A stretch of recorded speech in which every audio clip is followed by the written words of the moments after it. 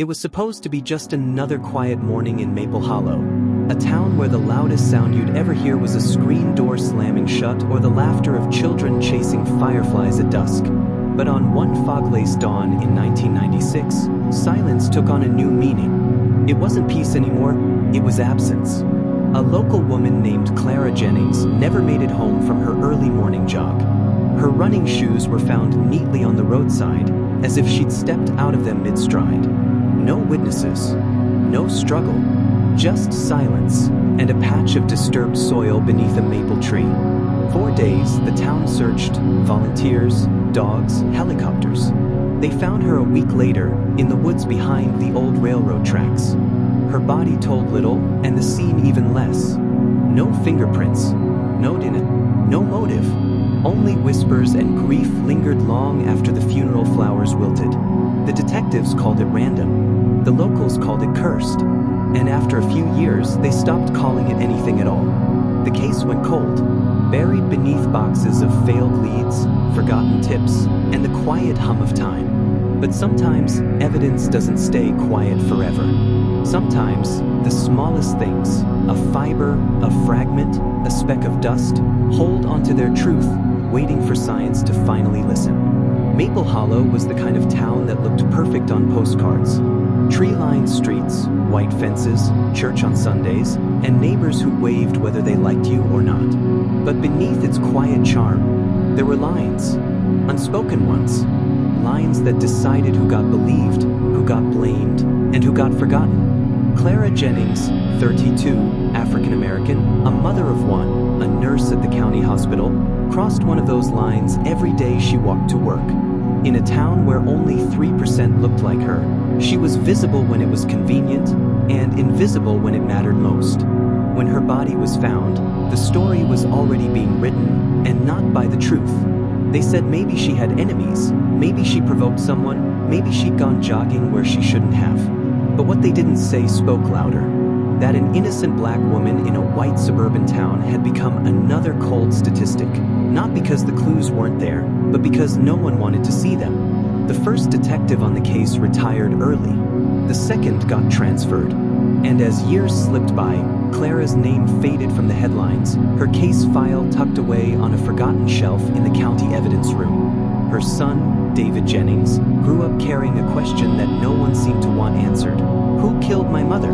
He went to college, studied criminology, and eventually joined the very department that had failed her. They called it poetic. He called it survival. And then, 23 years later, when the state launched a new initiative to reopen unsolved cases using advanced forensic techniques, David volunteered. He didn't say why. He just asked for one case file. His mother's.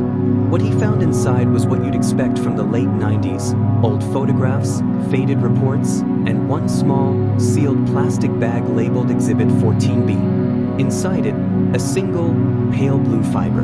The old notes said it was non-significant. But to David, it wasn't just a thread. It was the only thing left that had touched both the victim and the killer. The only thing that hadn't been heard. And when he held it up to the light, he realized something chilling. Science has changed since 1996. The world had changed. But maybe, just maybe, that fiber was ready to speak. Justice doesn't always knock loudly. Sometimes, it whispers. And if you've ever lived in a world that refuses to hear your pain, you learn how to listen for the whispers. For most people, justice looks like flashing lights and breaking news. But in reality, it often begins under a microscope, behind sealed doors, in rooms that smell of ethanol and silence.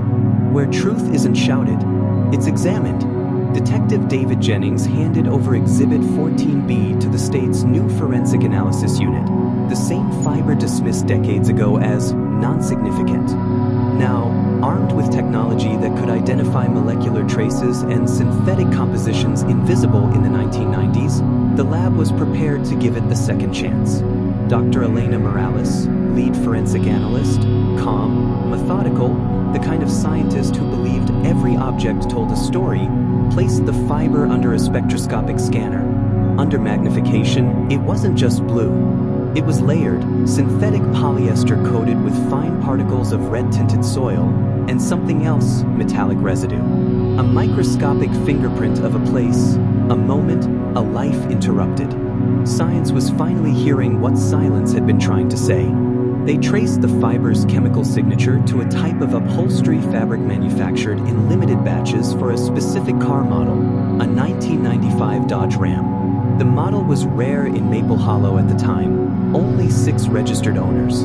David froze. He recognized one of the names. It belonged to Officer Brian Keller, his mother's original responding officer.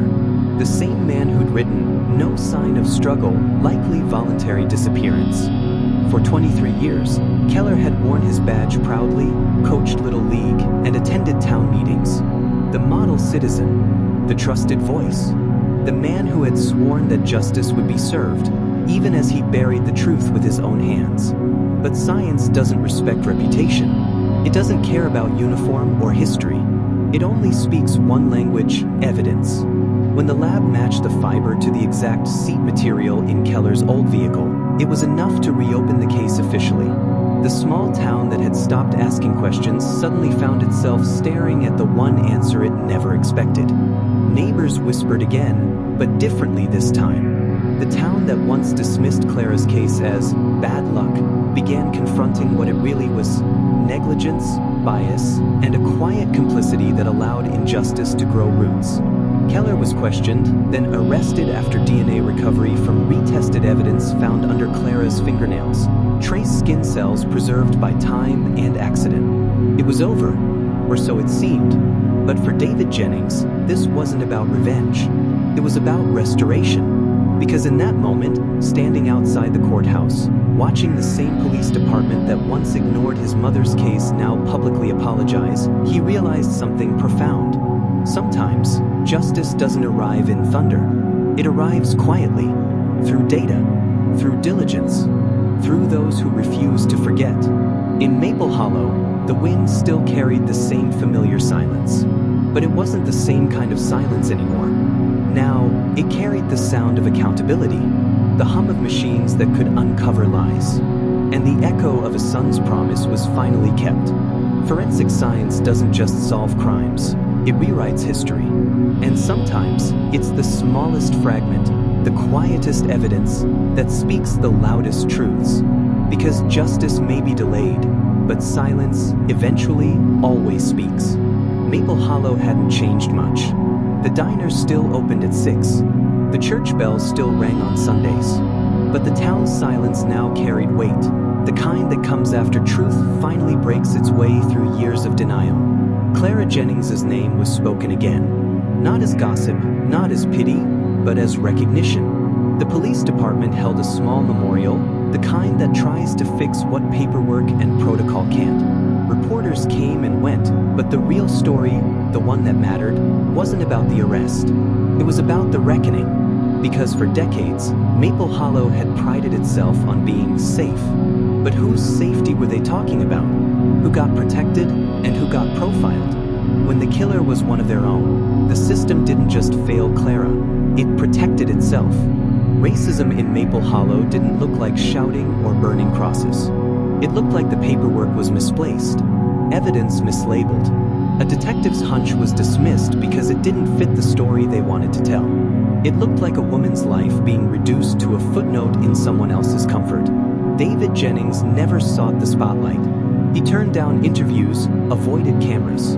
But in one quiet moment, outside the courthouse where Keller was sentenced, a reporter asked him, "Do you feel justice was served?" He paused, then said softly, "Justice isn't served. It's rebuilt, piece by piece. And we're still rebuilding."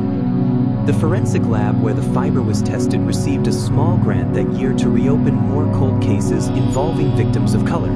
David joined the initiative full-time. And for the first time since 1996, Maple Hollow started listening, not just to the evidence, but to the echoes it carried. Science had become a voice, not a perfect one, not always fair, but a voice that couldn't be silenced by bias or bureaucracy. Each microscope slide, each data printout, each trace element. They were silent witnesses to a history that refused to stay buried. And maybe that's the true power of forensic science. Not just to catch killers, but to hold the mirror steady, so that society can see what it looks like when justice forgets how to listen. For Clara Jennings, the world finally listened. For others still waiting in the shadows of unsolved cases, that day has yet to come. But maybe this story, her story, reminds us that truth doesn't die. It waits. Sometimes for years, sometimes for a lifetime, but it waits. And maybe that's the question we all have to face. If silence can speak through science, will we have the courage to listen before it's too late?